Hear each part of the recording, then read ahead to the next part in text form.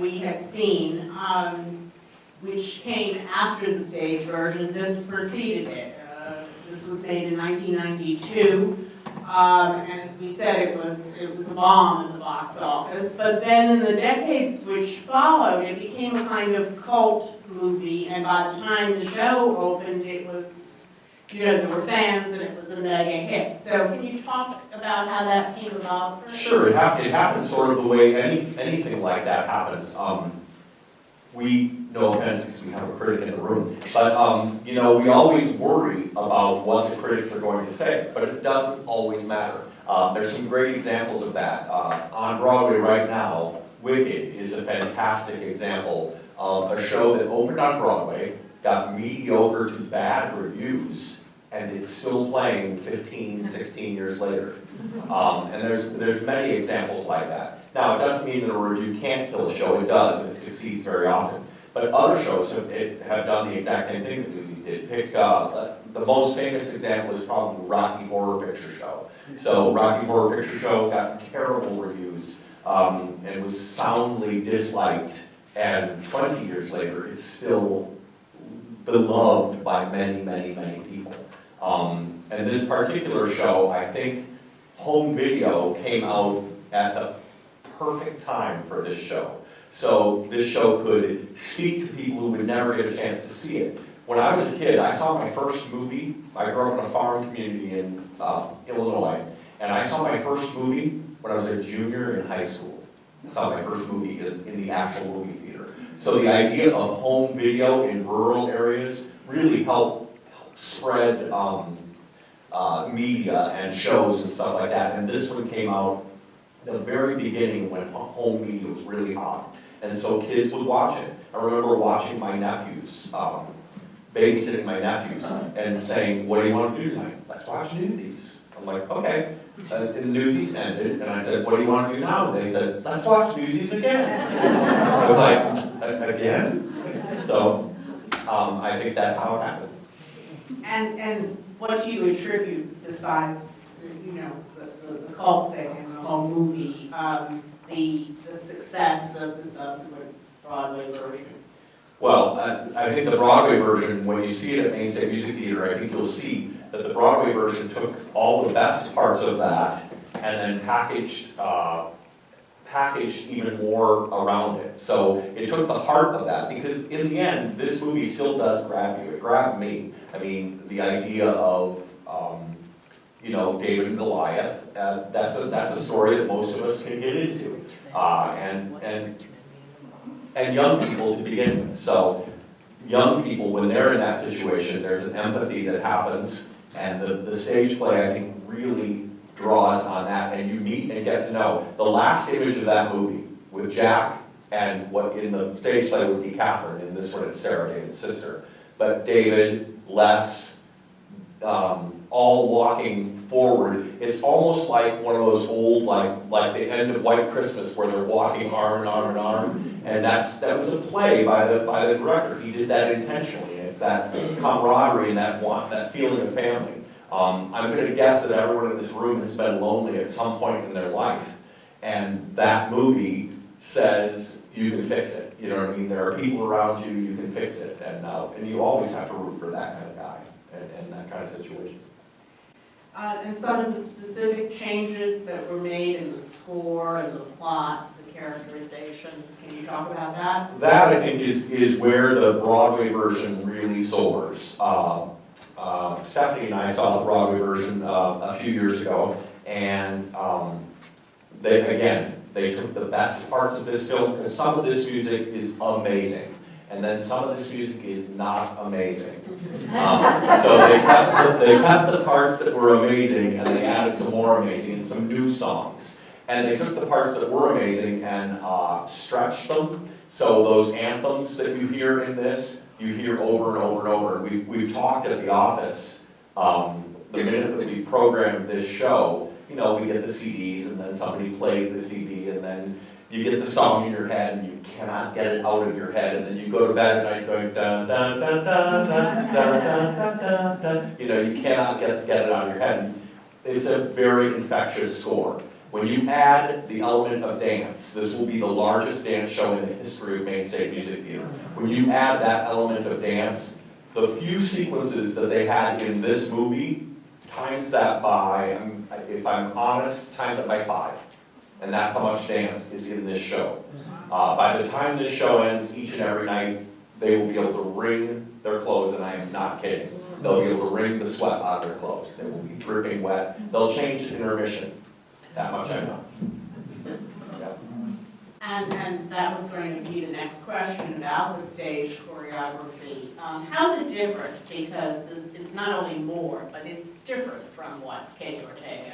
Yeah, it is. However, I do think that they took their cues from Kenny Ortega.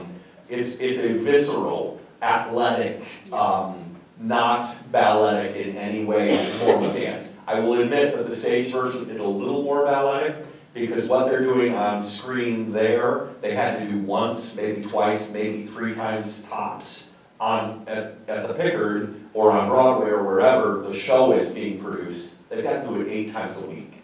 So if they're that visceral, too many injuries would happen, and then we've got big problems. So it's a little more dance than what you just saw.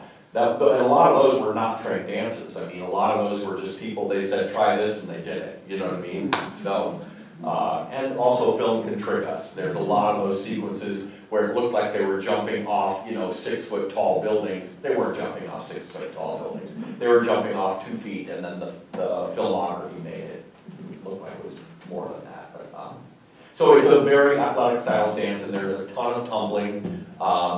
When Stephanie and I were at the auditions in New York, how many did we see, Steph? Probably, I'm gonna guess, 250 tumblers that we had to choose from. I mean, and big time tumblers. Many people who were in the Broadway production, the national tour, many people who were in the Fathom Events film that was just played for Regal Cinemas this past year. And we've got a bunch of them in the show coming up here to Brunswick, and we're very excited. Can't wait till we get here. And let's talk about visual production and what distinguishes the look of the movie from the look of the show. Yeah, that's the part where the stage show loses.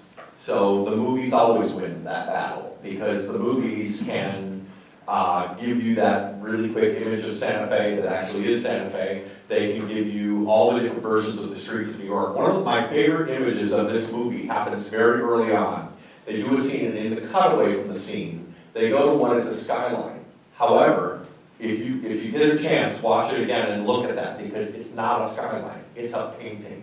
And if you freeze frame your video, you can see it's a painting, but Kenny Ortega definitely chose to do that because it's a movie, he didn't have to. He had the skyline of New York, he had whatever he needed, but they chose to do the pan away from a painting. In the very beginning of it, you can really tell, and then actually as it gets further away, you can tell again. It's really cool. But those locations, we can't recreate those locations, so they changed some of the things. In the stage show, Jack lives in his penthouse, which is the rooftop of the building. That's how they got away from Davy's apartment. You don't even meet Davy's family in the stage version. So, but it's a pretty touching moment when you see Jack on the outside acting all tough, and then after he leaves, he's like, so that's what a family is. You know what I mean? And what about casting? Can you talk about your perspective on the strengths and weaknesses of the movie? And in a show like this, how is age a factor? And what, how you're going to approach that with MSMT's casting? Sure. If you read any reviews from this movie, there were some pretty bad reviews and some pretty mean reviews about this movie. I think the lasting nature of the movie and the fact that it is a cult classic, when this show opened, the reason that Paper Mill planned on it being a 3-month run, and it was a 3.5-year run, is because it's one of those sleeper things where there are a lot more people that love this movie than they want to admit. And the reason is there's some pretty great performances in that movie by some kids that were nobodies at the time.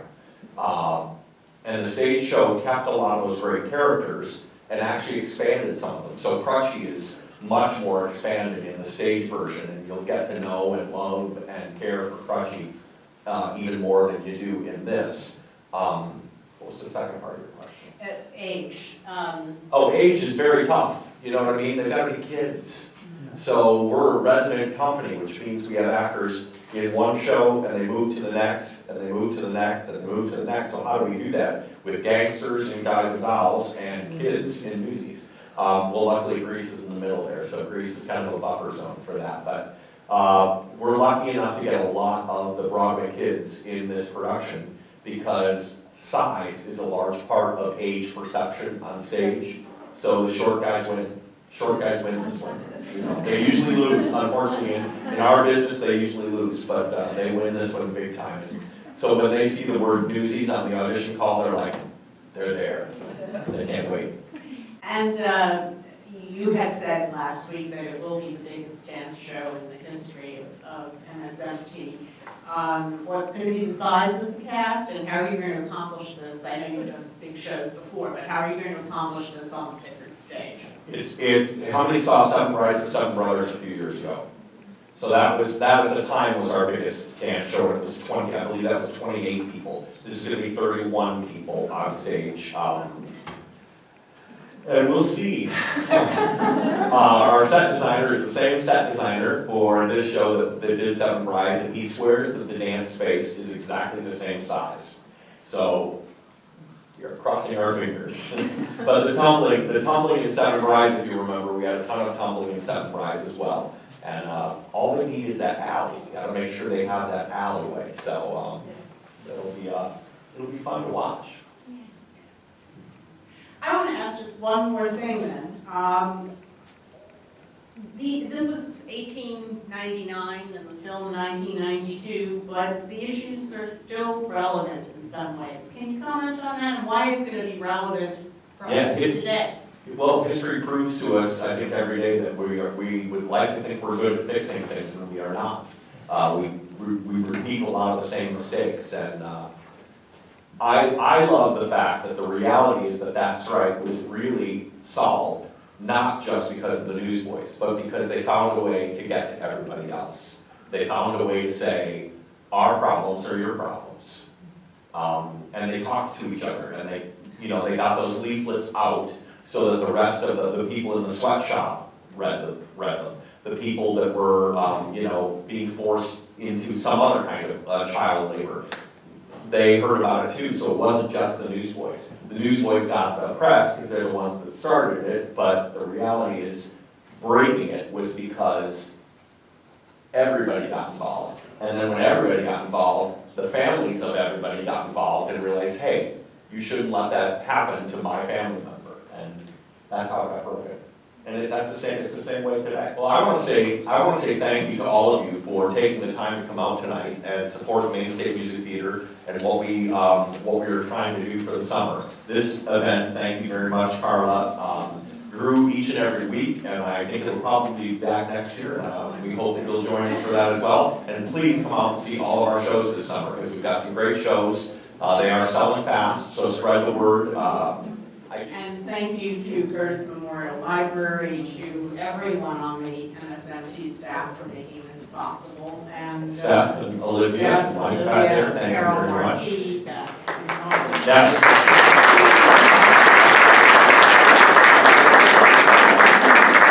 Hey everybody, thank you very much. Thank you.